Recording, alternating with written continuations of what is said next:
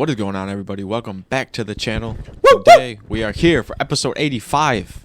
85 in the build. Anything that ends with a 5 in the road to any type of goal, like 100, is a milestone. 85 is a milestone. And guys, 15 more, it's just even numbers. Not obviously even, but even portions of 100. There's 15% left on the road to 100. Episode 85. We also have a good episode today. We are doing our reward show, but we're going to be doing it a little differently. We're going to be going through some of the cards that we have this year. Each card in a row, actually. See if we could see anything to refresh our memory that, because, you know, with the actual UFC rewards, we obviously got the main ones that I don't even want to reveal yet, but maybe there's a couple in there that we forgot about, or overlooked, forgot about because of the stakes that some of these knockouts were. But dude, and a lot of like what I see, not from like really official UFC accounts, but like from just fans, it's like there's a lot of like end of the year bias. You know what I mean? There is. And I mean, obviously it's expected. Although the end of this year like wasn't that crazy. So on top of it being our reward show, we also have a Colby Covington fight on tonight. Just a couple of hours away. This out. That's going to be a good fight. And then also today. Oh, it's already on here. OW. Oh, this is the same card. Also today, guys, UFC Saudi Arabia, Israel Adesanya headlining a fight night. So this is his first non-title fight. Because if you guys don't know, Israel Adesanya is one of the highest paid athletes inside of the UFC. I'm talking maybe upwards of $4 or $5 million per fight. So for him to fight on the card, this is probably a loss for Dana, but he's hoping to bring more eyes to the sport with the free fight like this. All you need is ESPN. This is going to bring a lot. Izzy. I guarantee this is going to be one of the most viewed fight nights of all time, probably even higher than the Valentina Shevchenko and Grasso title fight when it was on a fight night. I think this is going to be absolutely huge because not only that, the co-main's fire too, right? Michael Venom Page versus, that's not even the co-main. Damn, co-main. This is just banger fight, guys. And we'll talk about more later, but when is that? This is this beginning of February. So not even that far away. We're a little bit over a month, and I should be back by then, so we're definitely going to be watching that. This is Izzy's first non-title fight since 2019? Probably, yeah. And I think it's since he won it. So it's since he won the title. And it's the next middleweight title fight. Oh no, they already broke. Never mind. Sorry, guys. Oh yeah, true. But dude, the week after Adesanya, Duplessis. Oh my gosh. So we have a great January here. We have an epic February so far. So 2025 is gonna be looking up, y'all. Yeah, and I like to see this. I don't know if we said this yet, but Justin Poirier did this when he fought St. Penice. He fought a contender. He wants to see if he still has it. Is he deserving of to stay at the top of the division? Yep. We'll find out. We will find out next year. The award show, guys. A lot of fights. A lot of good stuff happened this year. So for tonight, we're looking for, knockouts of the year, fights of the year, and submissions of the year. Fighter of the year. Submission of the year. So we're just going to go through each one. We're going to go through each pay-per-view. Most improved. Obviously, we might miss a couple like fight night ones, but we want to kind of reminisce on the year with you guys tuning in. So, UFC 298. This was one of my arguable knockouts of the year. Ilio Topuria knocked out Volk. Wow. I enjoyed that knockout. Knocked out Volk off of a quick turnaround. It was a good knockout. It was a great knockout. It was scary to see. Volk's first time losing a featherweight in a very, very, very long time. Other notable things on this fight. I mean, a decision win of Machado Gary over Jeff Neal. Robert Whitaker gets a decision over Paulo. It's like Merab was fighting Henry on this. Dude, Merab was fighting Henry Cejudo and became champion in the same year. That's pretty awesome. That is respectable, Merab. So yeah, that was UFC 298. 299. Now, before the pod, we were talking about performance of the year. Is it Sean O'Malley's performance against Marlon Vera showing? Yeah, what a showcase. Or is it Marlon Vera grittiest performance of the year? Him showing grit from not getting knocked out by Sean O'Malley. So I think Cheeto's grit takes O'Malley out of the performance of the year picture. Okay. Especially after having that performance against Merab, it kind of just lowers it. Cheeto just sucks. So yeah, but then we had Dustin Poirier's his knockout over Benoit. That's like top 10 knockouts of the year. Yeah, maybe top 5. I feel like it was, I don't know. I want to say it was unexpected, but at the same time, it's like, it's Dustin Poirier. I can't believe Dustin Poirier was plus money against that fight. That was crazy. Michael Page made his debut. Gilbert Burns broke his arm, didn't he? In that fight, in that knockout? Yeah, and he's been gone ever since. Peter Yan went from fighting Song Yadong. Now he's probably getting the next title shot after Umar. So, yeah, this was very early. This was March. Do you remember we had this at your house? Like, this was like when you first had that was like the first time you ever had us at your house, I think. It has been a long year, folks. And then after that, there was a pretty long hiatus where, nothing crazy. Pereira versus Hill. We gotta re-go through the whole UFC 300 because every fight's kind of good. Pereira versus Hill. When was this? Figgy was fighting Kobe. Oh, Figgy fought Garbrandt. Well, that was a good fight. That was 300. King Green.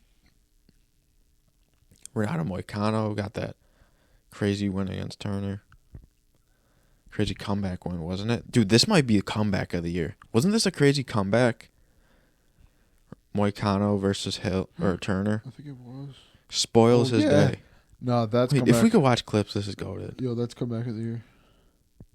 Comeback of the year. I don't even want to see any other comebacks. I don't know. It's not loading, but I remember it as a comeback. So that was a great fight. Diego Lopez was still making a name for himself when he got his knockout over Sadiq. Harrison made her debut. I saw a couple mentions for debut of the year. Okay. Kayla Harrison. I mean, granted, it was Holly Holm she was facing off against, but Aljamain made his featherweight debut. Yuri got a knockout. Bo Nickel got a sub. Arman got that crazy split decision, which basically that gave him the title shot. The Max Holloway knockout, dude. Oh my gosh! Like this, I think right now this might be knockout of the year. Yeah. It's just so storybook, like perfect. Max Holloway? He's just going down swinging, and that's what happened. Zhang Weili, I've been disappointed by Zhang, man. Who's she fighting? I'm not exactly sure who her next opponent is. Then Pereira versus Jamal, I was kind of thinking like this could be my knockout of the year, but at the same time it's like, I don't know, it just doesn't give you that like, thinking back at the Max Holloway one, like you felt something watching that shit. Well, Pereira was knocking everybody out, so it's like in the moment, but like when you can still feel the power of a knockout months later, that's how you know it was a good knockout. Yeah. I don't feel that power from Pereira's knockout. What about you? I honestly I feel like you're absolutely right. Max Holloway wasn't a guy getting known to get knocked out, especially going up in lightweight and putting a harder hitter than him himself in Justin Gaethje, and then to be winning all 5 rounds, then go in there in the last 10 seconds and give Gaethje a shot, and then Gaethje willingly also unloading. Could have went either way. It was beautiful. Not only that, absolute 0 seconds on the clock. When you look at the knockout, I'm pretty sure it says at the 25-minute mark, which has never been done.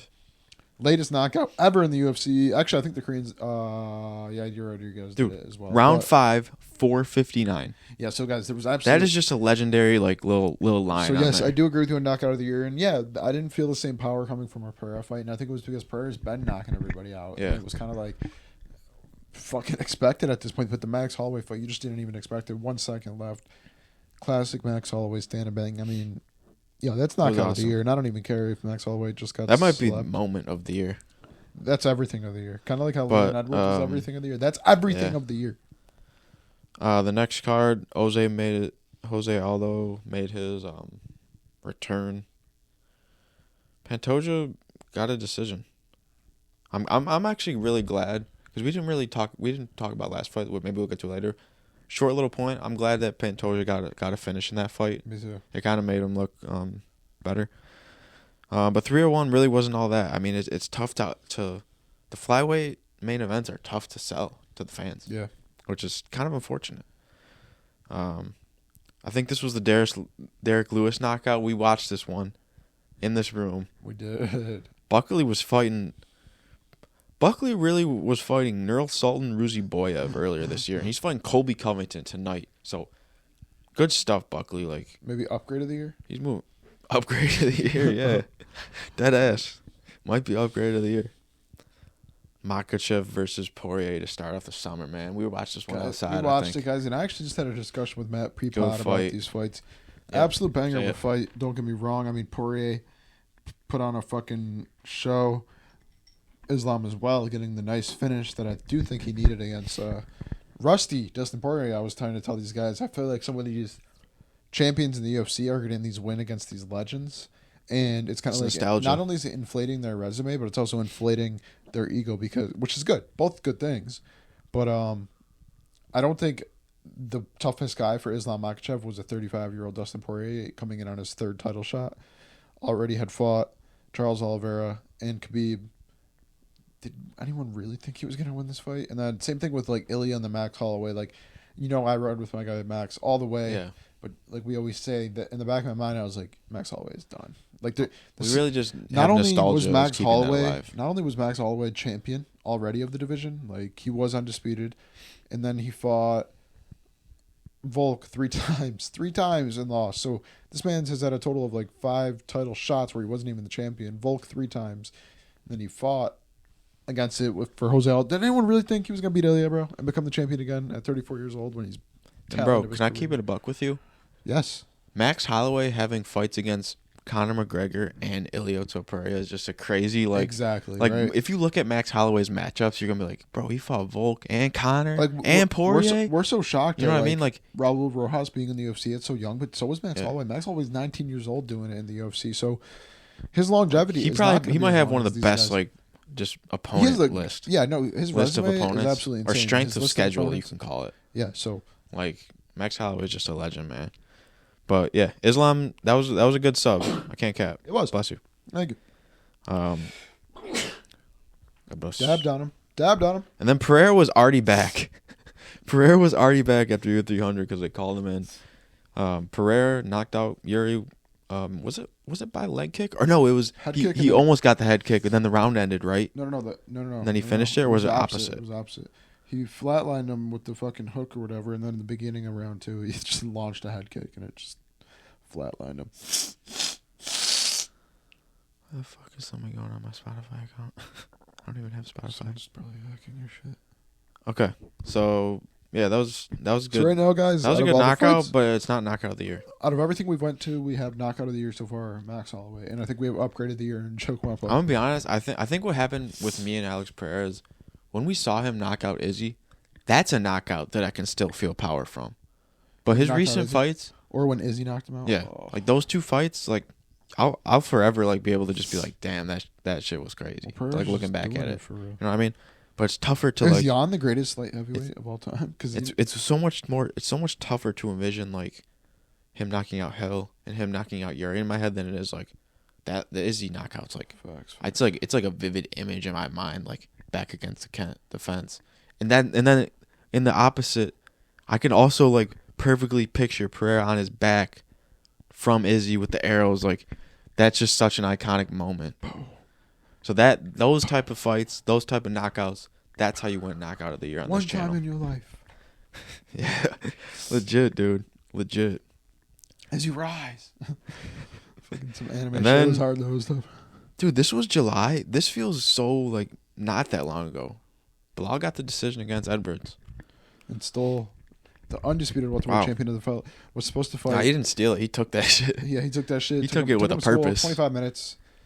Leon got dunked on his head. Leon will be back. Dude, that was crazy. It was fun. I was rocking with Leon Edwards for a little bit, but he was destined to lose to one of these guys, man. It was almost like Kamaru Usman and Colby Covington just could have done what Bilal Muhammad did, and that's just constant pressure and take him down.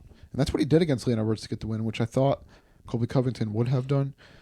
Respect to Bilal. I honestly think he beat Shavkat. That fight was supposed to take place. Yeah. Unfortunately, of what Shavkat looked like last weekend? Yeah, I got Bilal.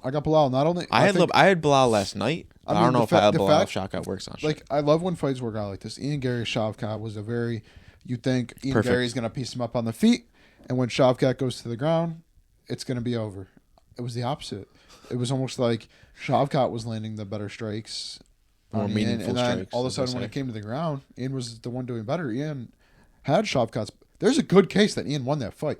Okay, so I do think Bilal runs through Shavkat and Ian Gary. I think we might be stuck with Bilal for a little bit, boys. And I'm not gonna. I'm not even gonna complain, man. Bilal actually, if he stays active, was one of his injury. Obviously, he was gonna already fight for the last card. He was one of the people that just play the games and shit with DC Lorosenko. Yeah. And the question was most underappreciated champions, and Bilal put himself at number 1, which is honestly respectable. I mean, he is number 1. I think number 2, I don't know. Pantoja. I forgot. Definitely had Pantoja. I just don't know. And then we had this kind of weird fight night where Shara, Figgy versus Vera. Umar got a decision over Corey. Figgy, first ever man to drop Vera. Mm-hmm. Okay, and then this was when we were on vacation. UFC 305, Izzy versus Pereira. Guys, we watched this in like Timbuktu with like somebody had a hotspot and somebody was like streaming from a hotspot to a TV that was like from 2004. And one was like cheating and looking ahead.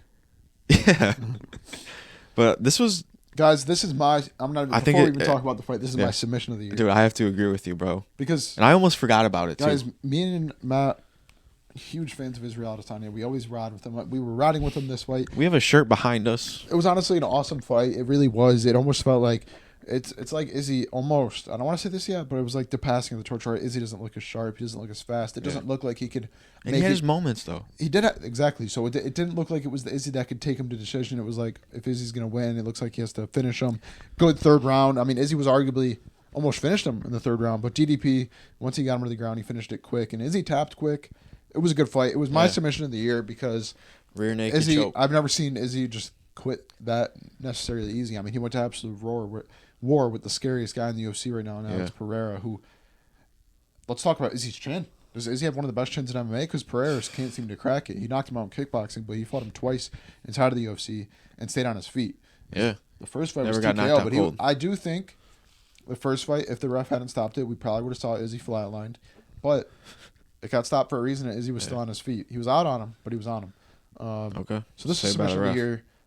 And dude, listen to this. Pre-fight, Izzy was minus 130.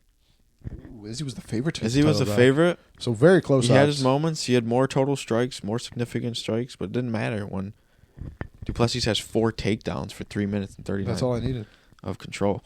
And this is the thing is, Dricus Duplessis, I think he has earned he's been earned this jack of all trades. Yeah. Knocking out Rob Whittaker. He's subbing Izzy. It's like that's unheard of. Wait, you know what I mean? Knocked out Rob Whittaker, subbed Izzy, and went to war with Strickland. Guys, he's the total package. I think he beats Strickland in the rematch.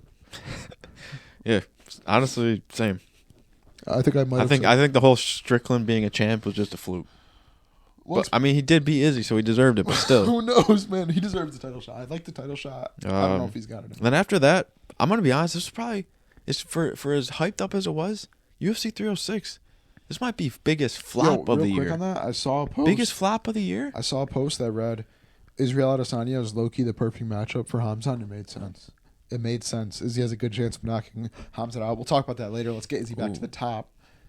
But all I'm saying is that there's a good case of that. All right, we're about halfway. Let's just go through real quick. So, knockout Max Holloway. Submission Duplessis. Upgrade of the year Buckley. In terms of like star power and aura. The whole package Duplessis. He has earned the title as the whole package, the jack of all trades. Yeah. And grittiest fighter of the year Marlon Vera. Just for not going down, taking that knee from worst card of the year. O'Malley. Yeah, worst card of the year, and here we are. UFC 306. The Sphere was cool. The fights weren't. We just had guys. Unfortunately, the fights just did not live up to the potential that they could have. The only good fight, and it was still a split decision, was that Zellhuber Esteban Rivovics. Was that the intense fight we had money on? We had this Ignacio Bahamondes kid knockout. Yeah, we had a. So I guys, had O'Malley Rivovics. Lost his belt that night. Yep. Don't get me wrong, in great fashion by Merab, but there was a lot of Sean O'Malley haters that wanted to see him lose. Okay, and me being a fan of O'Malley, I didn't really get the whole hate. People like after he lost, it was like, he never should have been there, and the Aljo thing. He was like, he only beat Aljo because he was forced to fight. Blah blah blah. But guys, Sean O'Malley took no damage in this fight, and I think he's gonna be champion again. The dude's 28 years old, one of the youngest fighters. You think Sean O'Malley will again? Yeah, absolutely. Okay. I mean, there's a case that he won that fight against Merab, but his takedown defense is not bad, and I do think he can be champion again. He is one of the most underappreciated fighters. Even though he has we might get Jan versus Umar if Umar wins, or Jan versus Merab 2. Dude, fucking O'Malley has a good chance to beat that fucker. I'm excited for the future of the bantamweight division. Yeah, I think realistically, like, O'Malley soundly beats Jan in a rematch. That's what I mean, right? Like, I think. It's like O'Malley's not even in his prime. You don't even know, bro. Thank you. I think for saying that. I think Peter Yan's only chance of beating O'Malley was in that fight, and I do think Peter Yan will beat O'Malley in that fight. But I think now that it's almost been 2 years now since that fight, I do think O'Malley is going to be the better fighter than Yan, because Yan's very injury prone now. It seems like every time he fights, something completely random is he's getting surgery on. He's getting out of his prime, and O'Malley's just entering it. I think if you run that fight back, Sean O'Malley wins, because him with his little launch to the title, he was kind of fighting tomato can, and then it was like, oh shit, I'm fighting Pedro Munhoz, an actual ranked fighter, and then it was, oh shit, I'm fighting Peter Yan, oh shit, I'm fighting for the title against arguably one of the GOATs of the division, in Aljamain Sterling.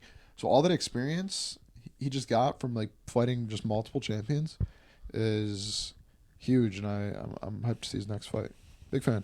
It'll be interesting. No rewards for him this year. Because it'll be a contender fight. So exactly. So no reward for him on my end, but Sean O'Malley doesn't get an award. I'm still a fan, and I think. You know what I think we should do after this?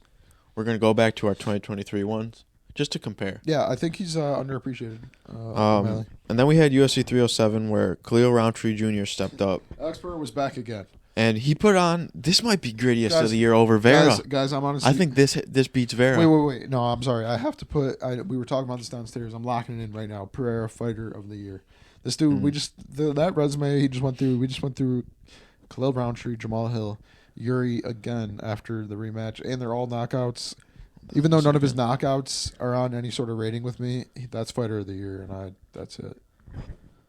But the fight against Roundtree, that might be greatest of the year as well. Even though he still did get finished. It was one of the most dog fights I've ever seen. It was awesome. What did you think about that fight? Did you love it? I loved it. About Pereira versus Roundtree? Yeah. I think that honestly might be fight of the year, and Alex Pereira, since that was his last fight of the year, he wins fighter of the year from that. I was talking about it downstairs, but like you just going through the card and just the amount of time he did it in. And not only that, guys, he breaks the record of a fighter defending the belt consecutively and successfully in the shortest amount of time, 3 times. I believe it was 300, 303, 307. I think it was within 100 days. So April, 303 was in, must have been May, right? But get this. Because Makhachev was 304. The person who April, May, October. Can you make a guess on who the first place fighter of this was before Pereira? It's a female. Okay. Nunes? Ronda Rousey. Ronda Rousey was the previous record holder of this, defending the belt 3 times successfully. But guys, Pereira doing it, and then the way that he did it, and the opponents that he did it against, dude. Man. Do you want to know what's crazy? I feel like that kind of... I'm not too familiar with my Ronda Rousey lore, but I feel like if you look back, those 3 fights are the epitome of her career. That is her career. Exactly. So, you know what I mean? Like, she wasn't around for that long, was she? No. Exactly. So I think that was our big money makers. Hopefully we still see Pereira for longer. But 308, Topuria versus Holloway. I had to watch this one in the car, y'all. Guys, don't watch fights in this fight upset me. One of the better knockouts of the year. Also honorable mention, probably top 5 of the. Ilya probably takes up 2 spaces on the top 5 in knocking out Volkanovski and Max Holloway. Max Holloway, because he's never been knocked out before, let alone knocked down. But it felt like, since that fight started and Ilya put it to the ground, it felt like you just knew a knockout was coming, because even though I had Max winning these first 2 rounds, winning some rounds, could have been 1-1, whatever, I had Max Holloway beating Topuria on the feet, but it was like every time Ilya got inside, you just felt like, oh, fuck, like shit's about to shake, and shit shaked, and Max Holloway got finished for the first time, and now he's taking a significant break. He doesn't plan on coming back till summer of 2025, I believe. So he said he's going to take the Pereira route. He's going to sit out for a little bit. He just got knocked out. Now he's going to go up a weight class where his chin should be better. He'll be the better fighter. Let's see what he does at lightweight. I think it's not going to be too good. I almost see like a Tony Ferguson way out of the fucking UFC.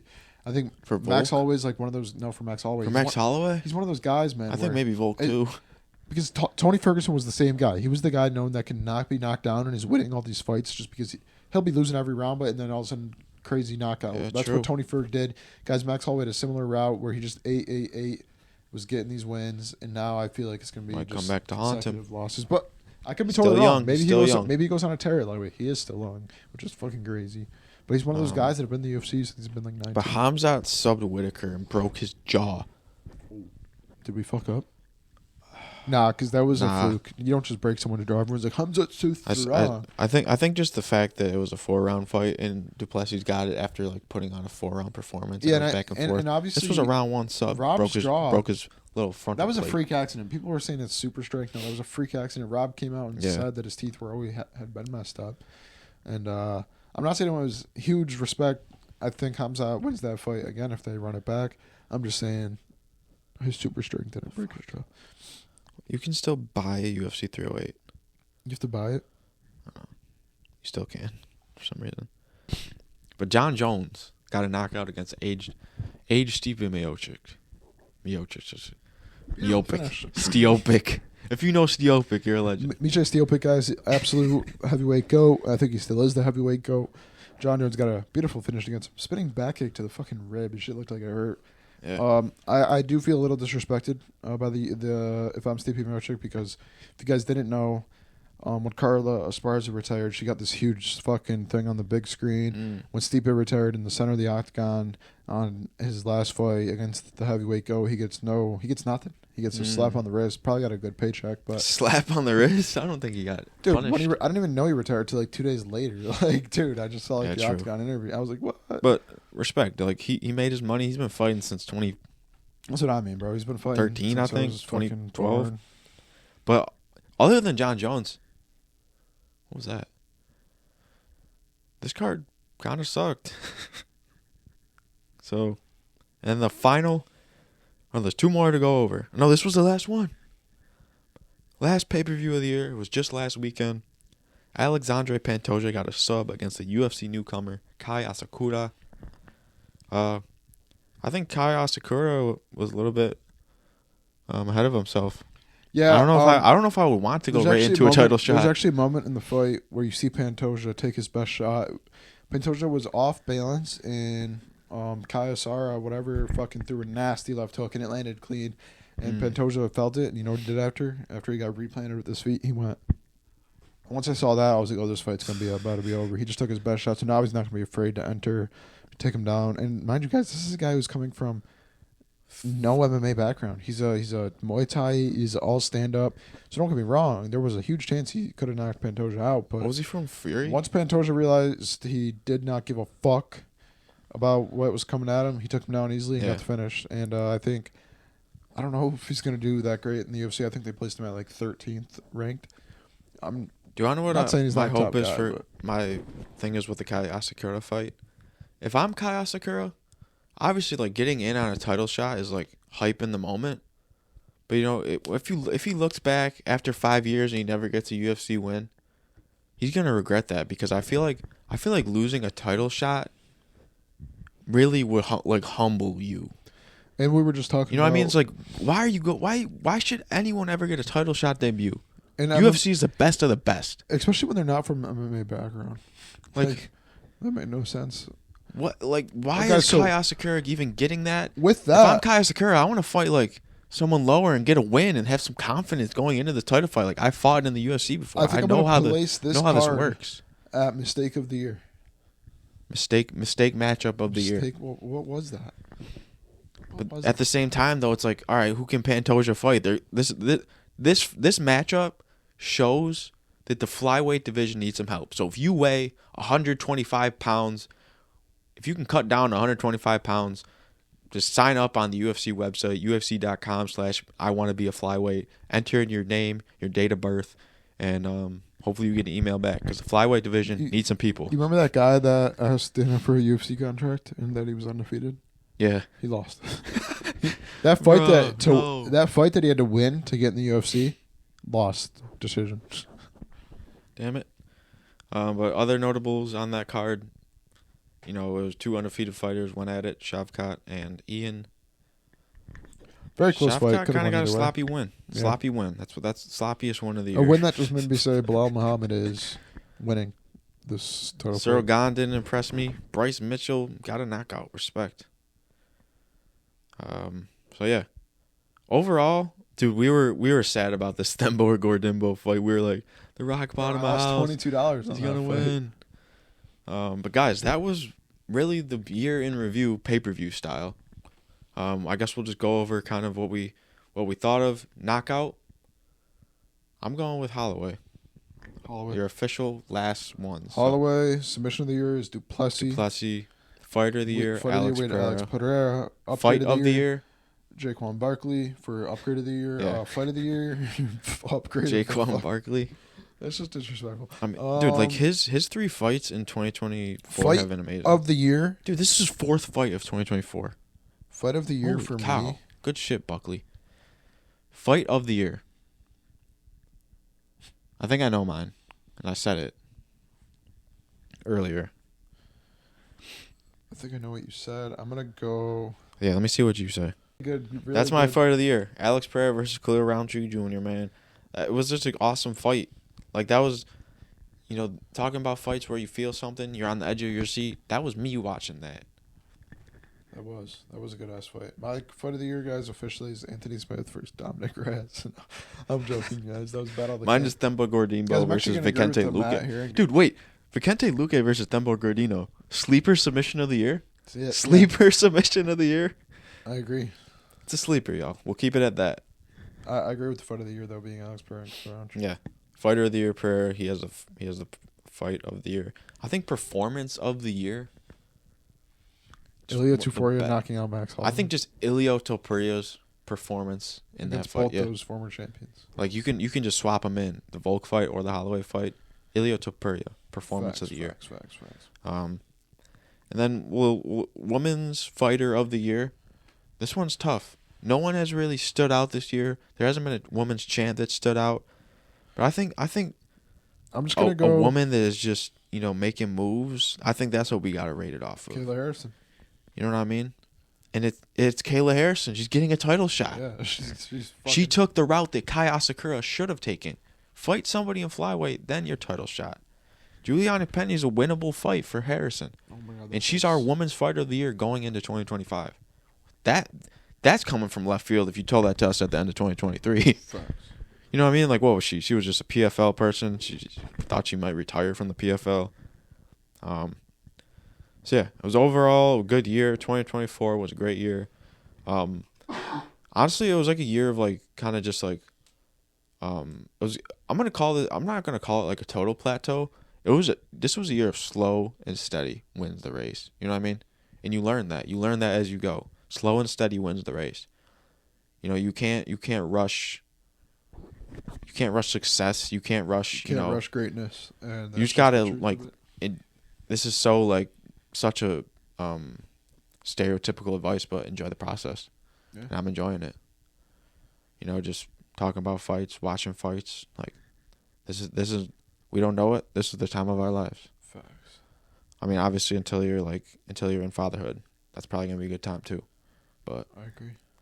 This is one of the time of our lives. We're doing what we want when we want it. The time of and if you're living like that at the moment, live it up. Yeah. So appreciate y'all for rocking with us in 2024. We're signing out for the year. It's December 14th, but the holidays, and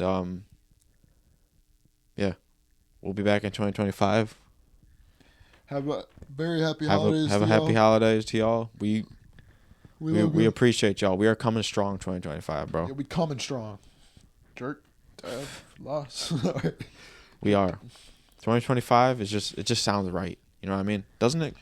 You know what I mean? It's not 2025, baby. 2025 is the like year. 2025. That is just a strong number, and I hope it motivates y'all to not even, set new goals.